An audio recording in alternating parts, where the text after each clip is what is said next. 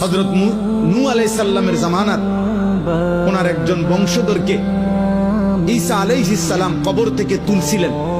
ঈসা নবীর জামানায় কিতাবের মধ্যে আছে, ঈসা নবী তখন নূহ আলাইহিস সালামের বংশধরকে জিজ্ঞেস করছিল, আপনি দুনিয়াতে কতদিন হায়াত পাইছিলেন?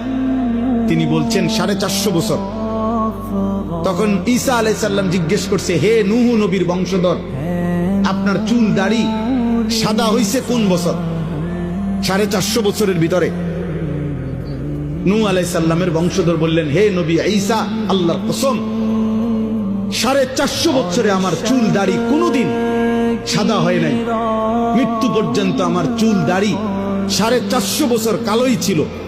কিন্তু আল্লাহর কসম নবী ঈসা, মালাকুল মউত আজরাইল যখন আমার জান কবজ করতে শুরু করে, এই জান কবজের এই কয়েক সেকেন্ডের কষ্টে আমার চুল দাড়ি 450 বছরের কালো চুল দাড়ি সাদা হয়ে গেছে। দোস্ত আমার কাছে কিতাব আছে গাড়িতে, ওয়াজাআত সাকরাতুল মাউত বিল হক। ওই কিতাবের মধ্যে আছে নবীজির বিখ্যাত একজন সাহাবী হযরত আমর ইবনুল আস রাদিয়াল্লাহু তাআলা আনহু, অনেক বড় জলিলুল কদর সাহাবী ছিলেন। ইসলামের ইতিহাসে রাসূলুল্লাহ সাল্লাল্লাহু আলাইহি সাল্লামের সাহাবাদের মধ্যে সবচেয়ে বড় যোদ্ধা যারা ছিলেন তার মধ্যে উনি একজন। মিশর বিজেতা, মিশর যিনি বিজয় করেছিলেন, হযরত আমর ইবনে আস, ওনার ইন্তেকালের পূর্ব মুহূর্তে যখন উনি মৃত্যু সজ্জায়, ওনার মৃত্যু যন্ত্রণা শুরু হয়েছে, সাকরাতুল মাউত, ওনার ছেলে কিতাবে লিখছে আব্দুল্লাহ ইবনে আমর ইবনুল আস, ছেলেও সাহাবী ছিলেন, বাপ ফুত দুইজনই সাহাবী ছিলেন। ওনার ছেলে আব্দুল্লাহ এই মৃত্যুর পূর্ব মুহূর্তে ওনার আব্বা আমর ইবনে আস রাদিয়াল্লাহু তাআলা আনহুকে জিজ্ঞেস করলেন, আব্বা এই মুহূর্তে মৃত্যু যন্ত্রণা আপনার কাছে কেমন মনে হচ্ছে? আপনি আমাকে একটু বলেন। কসম আল্লাহর, সাহাবী আমর ইবনে আস বলে, ইয়া বুনাইয়া, হে আমার কলিজার টুকরা সন্তান, কাআন্না জিবালাদ দুনিয়া আলা সাদরি, আমার কাছে মনে হচ্ছে পৃথিবীর সবগুলো পাহাড় আমার বুকের উপরে চাপ দিয়ে রাখছে। কাআন্না জিবালাদ দুনিয়া আলা সাদরি, পৃথিবীর সবগুলো পাহাড় আমার বুকে চাপ দিয়ে রাখছে।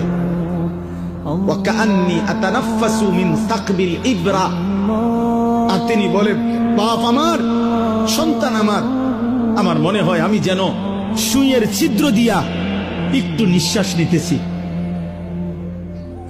দোস্ত আমার, নবীর 60 বছরের সাহাবী যদি বলে দুনিয়ার সব পাহাড় আমার বুকে চাপা দিয়া রাখছে মৃত্যুর মুহূর্তে, 30 বছরের নাফরমান গত 30 বছর ধরে যে সুদ খায়, তার মৃত্যু যন্ত্রণা কি হবে? 365 দিনে খোদার এক বছরে যে কোনোদিন 5 ওয়াক্ত নামাজ পড়ে না, সেই নাফরমানের মৃত্যু যন্ত্রণা কেমন হবে?